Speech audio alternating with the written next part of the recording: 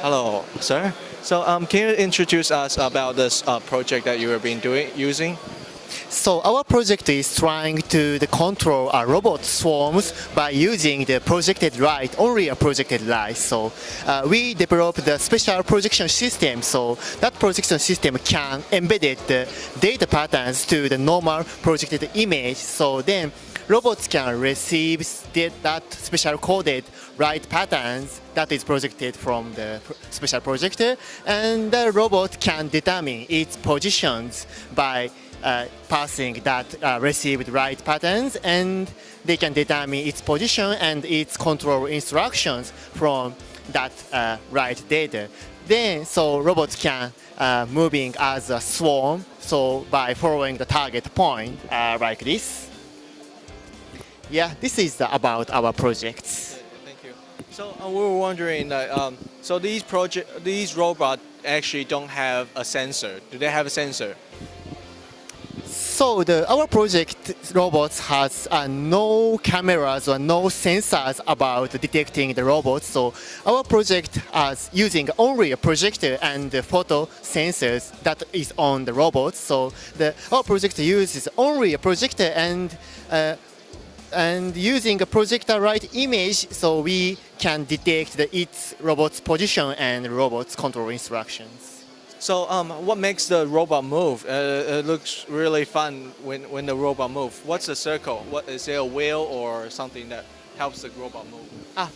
Yes. So we project the position of the robots that is embedded in the whole of these images, and we embedded also a control instruction. So that shape is a velocity vector, and we embedded the velocity vector field in the whole images, and a robot reads that velocity vector data and they calculate its actuation of the motor, and then microcomputer calculates the rotation of the motor, and robot is following that target point like that.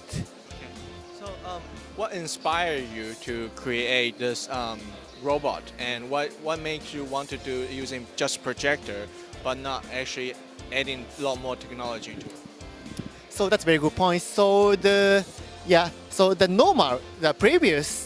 human robot interaction and control system is needed for camera detection, and they are tracking the position of each robot.